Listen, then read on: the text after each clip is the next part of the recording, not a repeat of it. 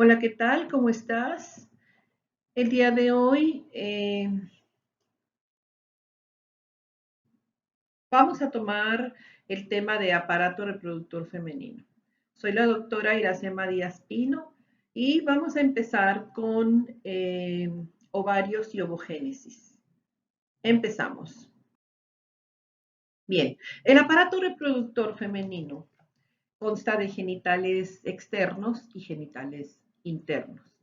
Los genitales internos están dentro de la cavidad pélvica, mientras que los genitales externos están a simple vista en la vulva, que dentro de lo que es vulva vamos a considerar labios mayores, menores, clítoris y el introito vaginal. Los órganos genitales internos, el ovario que se encuentra aquí, son dos, en imagen de espejo, a izquierda y a derecha tenemos los ovarios, que tienen una forma como de almendra, no son muy grandes. Ellos se van a encargar de producir los ovocitos secundarios y también van a producir estrógenos y progesteronas, que son las hormonas sexuales femeninas. Las trompas de falopio, que son esta especie de tubos, que están en estrecho contacto con el ovario, van a transportar los ovocitos secundarios y los óvulos fecundados hacia el útero, porque están conectados hacia el útero en los cuernos uterinos.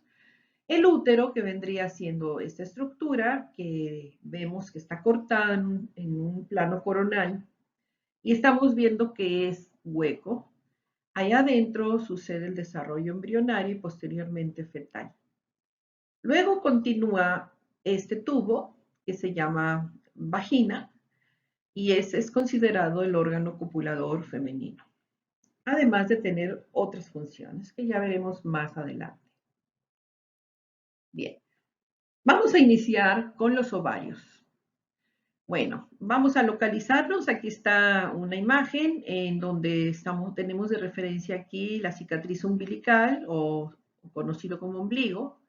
Y si yo hago las 9 regiones del abdomen, me voy a dar cuenta que el útero está en lo que es el hipogastrio y que los ovarios están en lo que son las fosas ilíacas izquierda y derecha. Entonces es como si fuera el bajo vientre, como le llama a la gente. ¿Qué son los ovarios? Son un par de glándulas que parecen unas almendritas. Míralas, son estas dos blancas que están aquí. Son homólogas a los testículos del varón. ¿Qué quiere decir ser homólogo? Que tienen el mismo origen embrionario. Están situados a uno y otro lado del útero y descienden hasta el borde de la porción superior de la pelvis durante el tercer mes de desarrollo fetal. Bien. Ahora, para que el ovario se mantenga en su lugar, posee una serie de ligamentos que hacen que permanezca porque es un lugar especial el que tiene. Así como ustedes lo ven, aquí vemos el útero que está seccionado a la mitad, estamos viendo solamente un lado. Recuerden que del otro lado hay otra porción idéntica. Entonces, esto blanco que miras aquí, blanco azulado, este es el ovario, este es un ligamento, pero este es propio del ovario. Esta es la fimbria de la trompa de falopio. Y esto que vemos amarillo son una serie de ligamentos. Entonces, propiamente del ovario está el ligamento ancho, que lo estamos viendo. El ligamento ancho vendría siendo todo esto que miras amarillo, arriba y abajo.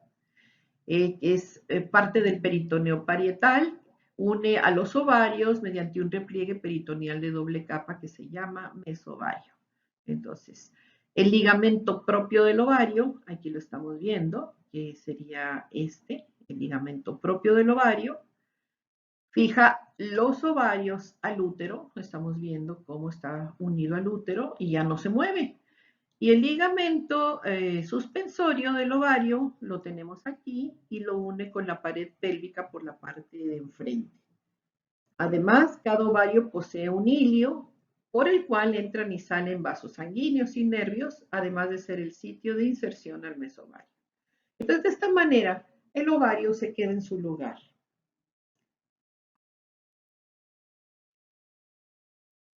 Bien, aquí vamos a hablar acerca de las células o las capas de células o las capas histológicas de los ovarios. Entonces, vamos a ver, este es un ovario, es más o menos así, ovaladito. Esto ya es un ligamento, este es el ligamento propio del ovario. Aquí está el ovario y tiene un corte como si fuera un gajito. Y entonces esto que estás viendo aquí, aquí lo estoy poniendo en grande, está amplificado. Y si tú te das cuenta, pues este es el hilio del ovario, por aquí entran arterias, salen venas. Y entonces la historia comienza aquí. Y si tú te fijas, este que se llama folículo primordial va a ir teniendo una serie de procesos hasta que se degenera y termina. Y a la mitad de ese proceso sucede la ovulación. Todo esto te lo voy a explicar más adelantito, pero primero tenemos que ver las características histológicas. Estas son, ahora sí, las características principales. Primero, tiene un epitelio germinativo. Es un epitelio simple cúbico escamoso. ¿Y cuál es su función? Cubrir la superficie del ovario. Entonces, aquí está. Epitelio germinal, todo alrededor. No todas las partes las vamos a encontrar en la figura, pero la gran mayoría sí. Después del epitelio germinativo continúa la túnica albuginea, que es una capa blanquecina que se ubica debajo del epitelio germinativo. Entonces, vamos a ver si encontramos la albuginea. No la vemos, pero ya sabemos dónde está. Después de ahí continúa, o sea, todo va de afuera hacia adentro, la corteza ovárica, que está debajo de la túnica albuginea. Si tú te fijas, este es el de afuera, a continuación sigue este y luego la corteza. ¿Qué es la corteza? Vendría siendo todo esto donde tú ves esta secuencia de fenómenos que le están sucediendo a este folículo. ¿Ok? Mientras tanto, el centro vendría siendo la médula ovárica. Entonces, la corteza contiene los folículos ováricos, que son todos estos, y la médula va a contener los vasos sanguíneos, los nervios y los vasos linfáticos. El folículo de Graf maduro es este que está aquí, obsérvalo, mira qué interesante. Está lleno de líquido, se rompe y va a expulsar al ovocito. Y cuando este folículo de De Graaf ha pasado por todos estos procesos, se rompe y entonces viene la ovulación. Y entonces este folículo de De Graaf empieza a atrofiarse porque va en vías de desaparición, pero en lo que se va degradando, se va a convertir en algo que se llama cuerpo amarillo o cuerpo lúteo. Así empieza. Fíjate que es lo que quedó del de Graaf, es este. Y en su degradación va sintetizando progesterona, estrógenos y otras hormonas hasta que degenera y se va a convertir en el cuerpo blanco o cuerpo corpus albicans. Y allí termina la historia. Esto es la ovulación. Bien, pero para entender todo esto debemos regresar a los orígenes, a las bases. Y vamos a hablar de la ovogénesis. La palabra ovogénesis en terminología médica, ovo significa huevo, en este caso el huevo femenino, el óvulo, en pocas palabras, y génesis pues es creación, formación de. Entonces la palabra ovogénesis es la formación de los gametos en los ovarios, o sea, los gametos femeninos. Al igual que la espermatogénesis, porque también los espermatozoides tienen su formación, estos utilizan la meiosis. En el inicio del desarrollo fetal, las células germinativas primordiales o primitivas llegan del endodermo, perdón, del saco vitelino hacia los ovarios. Todo empieza más o menos como en la tercera semana de desarrollo embrionario, en donde ya tenemos formado un disco germinativo trilaminar. Una de esas capas es el endodermo. De allí van a surgir las células germinativas primordiales. La palabra primordial significa lo primero, o primitivo, es lo más primero, lo más antiguo, lo primerito que apareció. Estas células germinativas primordiales, que son así unas células muy sencillas, cuando ya llegan a los ovarios, se van a madurar, van a pasar por un proceso y se van a formar en ovogonios.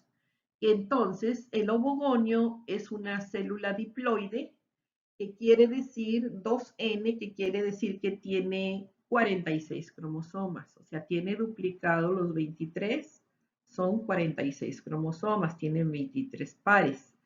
Y esta célula diploide se va a dividir por mitosis, entonces, cuando se divide por mitosis, se forman dos células idénticas con la misma cantidad de cromosomas.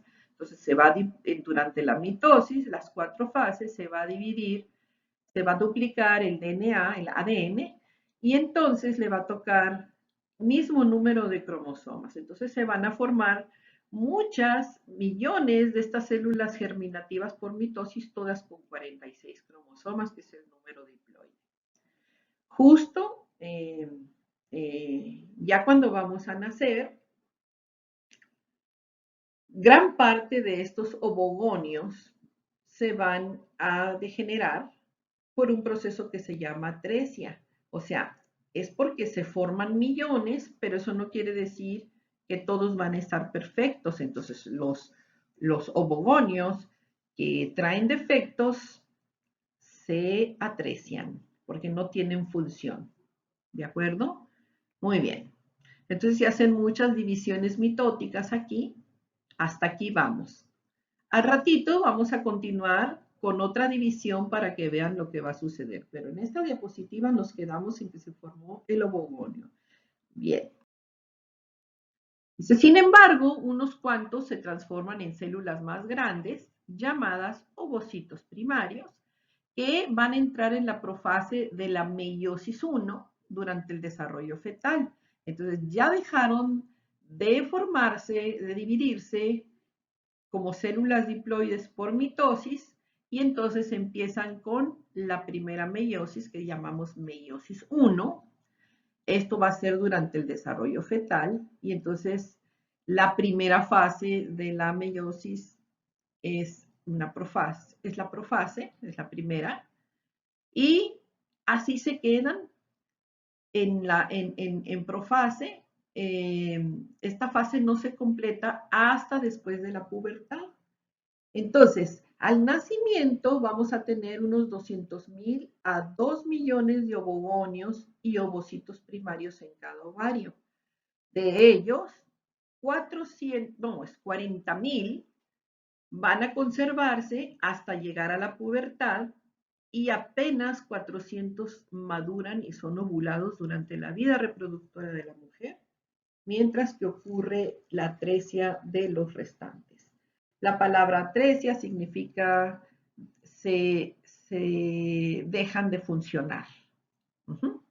Entonces, si se fijan, empezamos con millones, luego miles en la pubertad, y cuando ya la jovencita empieza con su menarca, que es el inicio de su primera menstruación, en cada menstruación va a madurar uno de esos ovocitos esperando ser fecundado, y si no es fecundado, pues viene el sangrado menstrual. Ok, entonces nos quedamos así.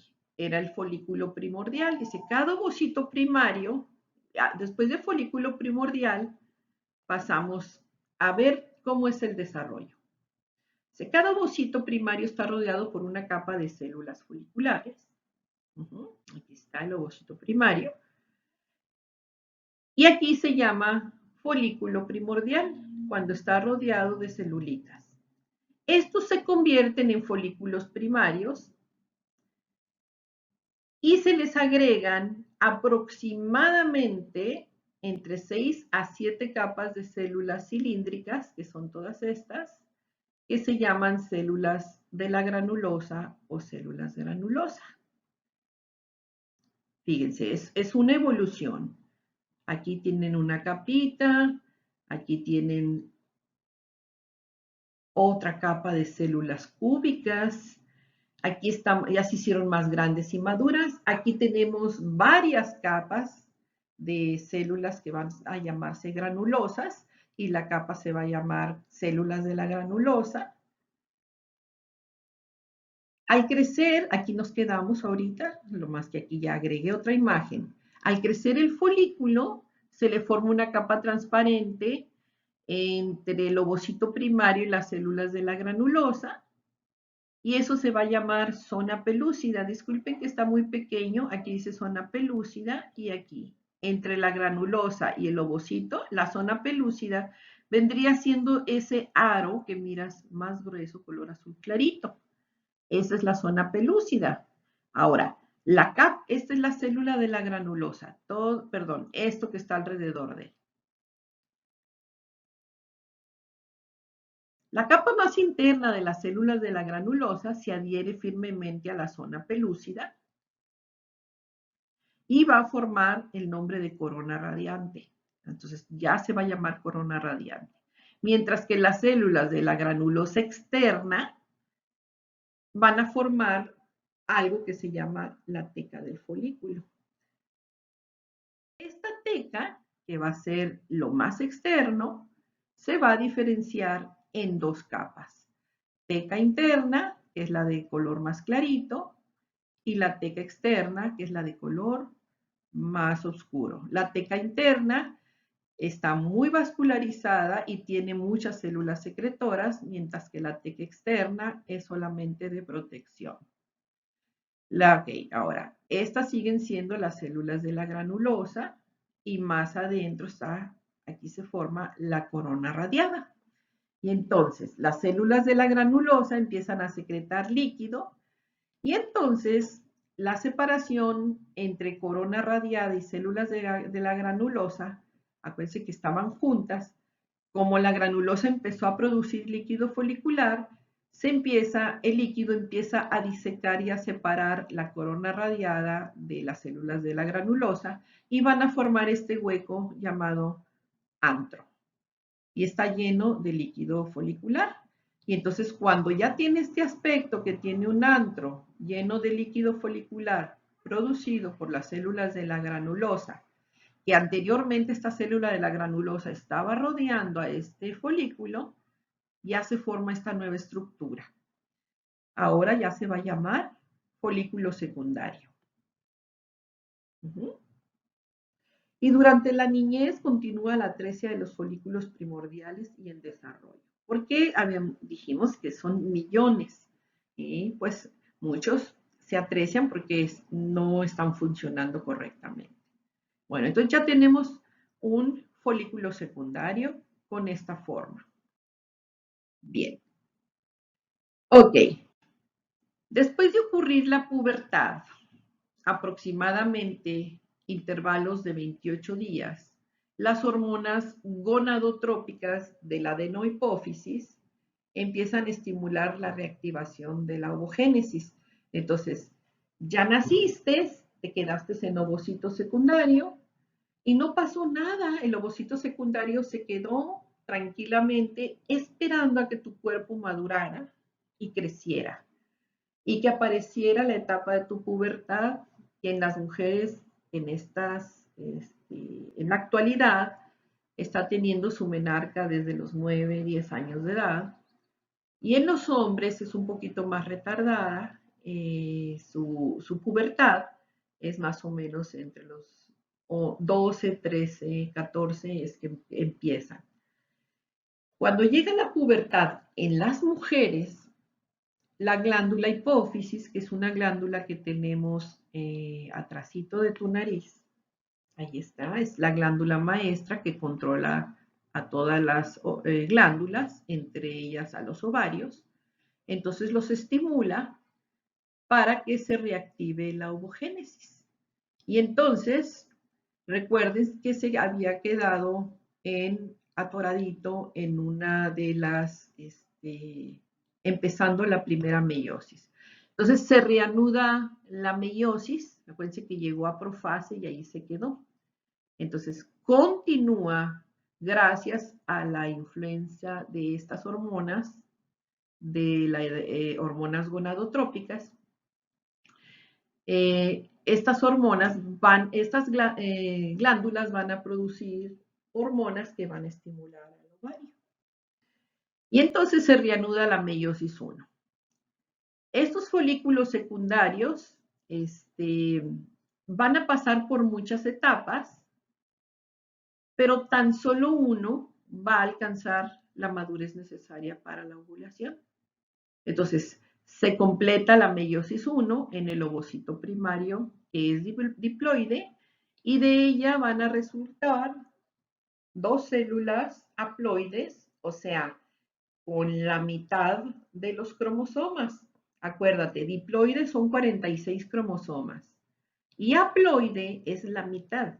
Entonces ya va a tener 23 cromosomas y estas van a ser de tamaño diferente. Va a salir una grande y van a salir 2 chicas. Entonces, aquí estamos viendo, empieza la ovogonia con 2N, se completa la meiosis. Durante la pubertad, los ovocitos primarios completan la meiosis 1, que produce un ovocito secundario y un primer cuerpo polar que puede o no volver a dividirse. Entonces, si te fijas, se forman 2 células, aquí era 2N, y se forman 2 células, pero no dicen 2N, nada más dice N. Esto es diploide y esto es haploide. Entonces quiere decir que este ovocito secundario tiene 23 cromosomas y el primer cuerpo polar también. Entonces, a partir de aquí comienzan la meiosis número 2, en donde estas 2 células resultantes con número haploide se dividen, ¿verdad? Y el ovocito secundario junto con el primer cuerpo polar es ovulado. Entonces, estos se atrecian, se desaparecen, pero el que es funcional es el ovocito. Y el ovocito secundario alcanza lo que es el proceso de ya ser un ovocito secundario listo para ser fecundado. Y en el momento en que el espermatozoide penetra el pronúcleo femenino, que es el ovocito secundario, se va a completar la meiosis número 2 y ya se va a formar un cigoto y eso va a ser el embrión. Bueno, está un poquito complicado. Bien, vamos a seguir aquí. Bueno, la célula más pequeña que resulta de la meiosis 1 se llama cuerpo polar. Ese en lo esencial, no es esencial, eso es lo que quise decir, y su material nuclear pues es de desecho, mientras que el que es funcional es el ovocito secundario. Es el que recibe la mayor parte del material citoplasmático. Una vez formado el ovocito secundario, va a continuar su desarrollo hasta llegar a la metafase de la meiosis 2, punto en el que se detiene. Entonces aquí está el ovocito secundario en la segunda meiosis y queda detenido en metafase 2. ¿De acuerdo?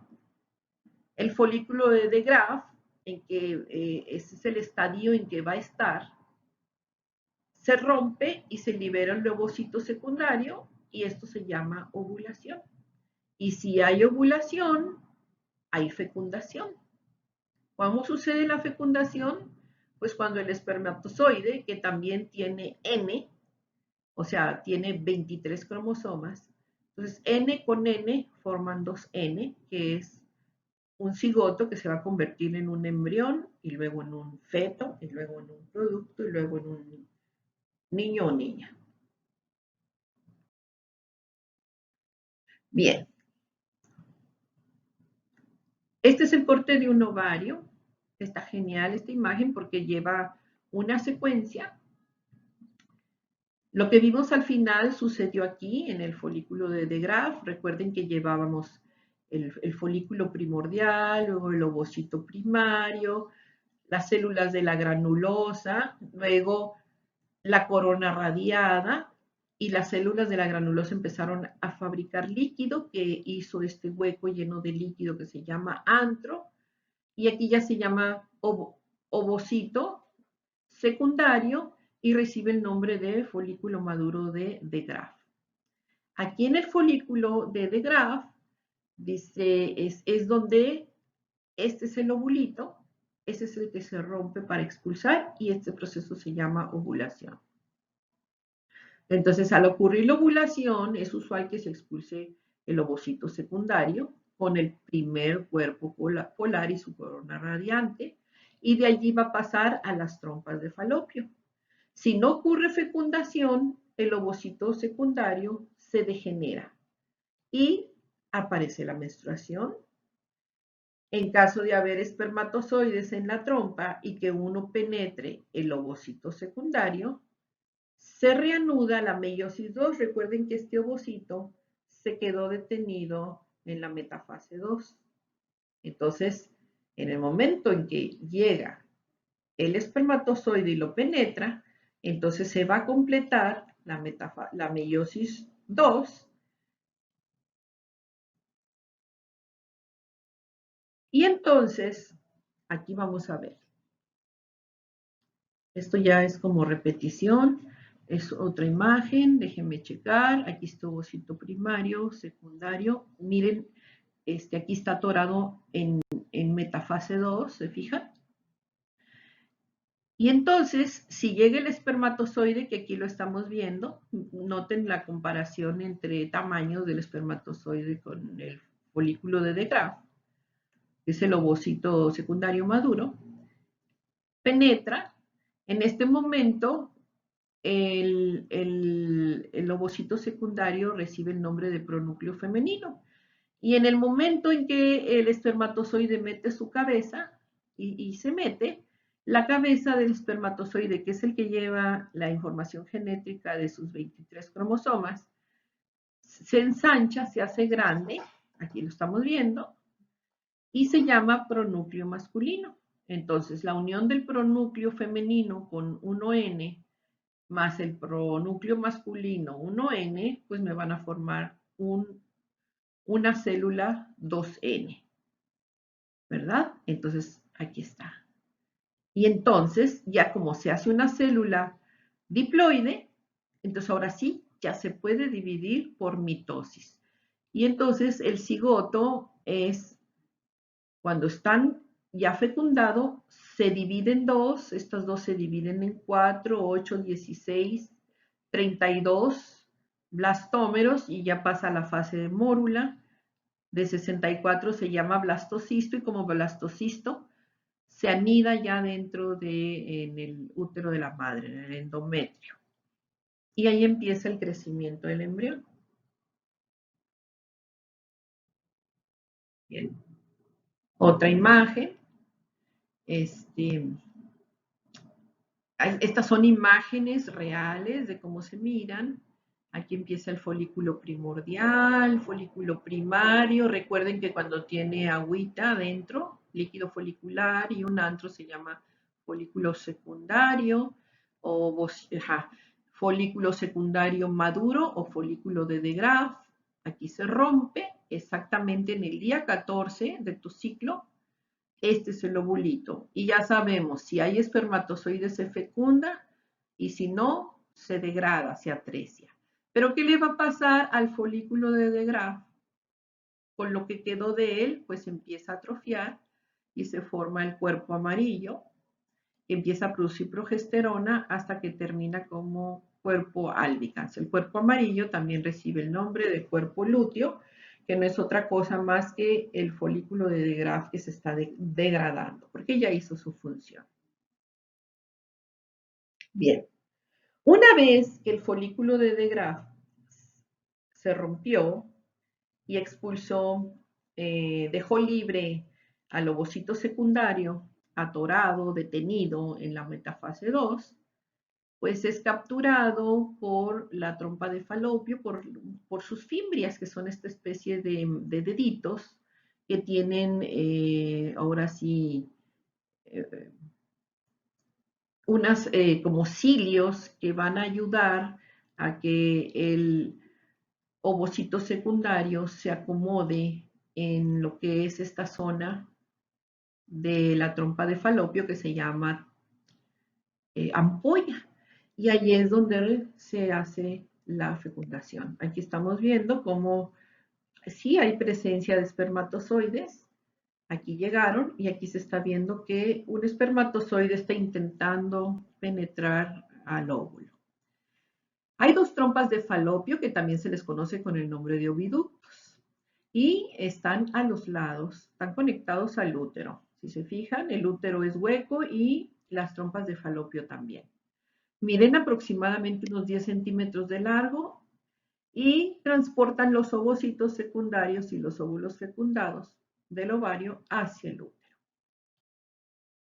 La porción más delgadita, usada, perdón, en forma de uso, se llama infundíbulo. Está cerca del ovario. Este infundíbulo va a terminar en unas prolongaciones en forma de dedo, llamadas fimbrias.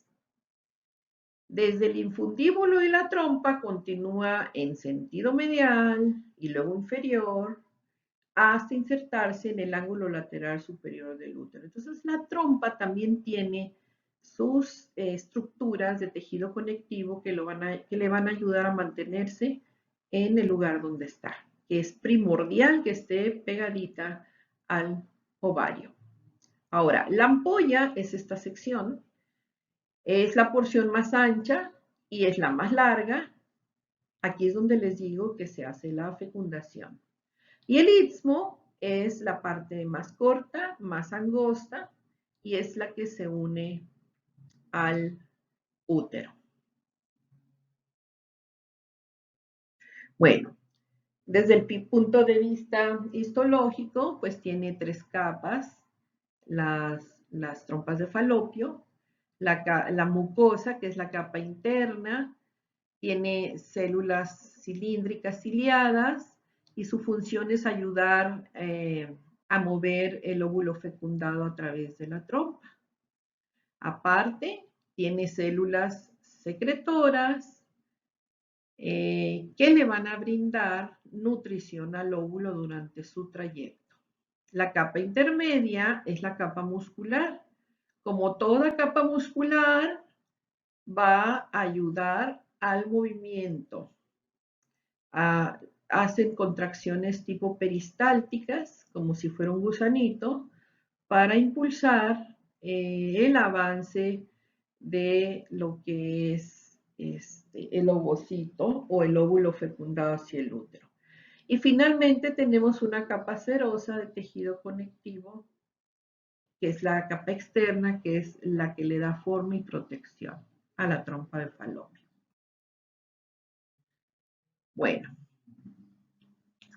después de la ovulación, los movimientos de las fimbrias desplazan al ovocito secundario o al óvulo a la trompa de Falopio. El lugar más frecuente de fecundación es en la ampolla. La fecundación puede ocurrir en la trompa de Falopio durante 24 horas después de la ovulación. Una vez que tiene lugar la fecundación, se une el material nuclear del óvulo y el espermatozoide, que como ya mencioné son haploides, y el óvulo fecundado ya diploide se le va a conocer con el nombre de cigoto. Tras varias divisiones celulares, es habitual que llegue al útero después de unos 7 días de ovulación. Entonces, se forma el cigoto y se va dividiendo en el transcurso de una semana hasta más o menos 64 células que se van a llamar blastómeros, y cuando tiene 64 se le conoce como blastocisto. Y entonces el blastocisto llega a la cavidad uterina y tiene dos opciones. Hacer una implantación superficial en el fondo del útero, que es aquí, o en uno de sus cuernos, que es aquí, dependiendo del ovario al que le tocó hacer el proceso de la ovulación. Bien, con esta diapositiva terminamos. Nos vemos en la siguiente. Gracias por tu atención.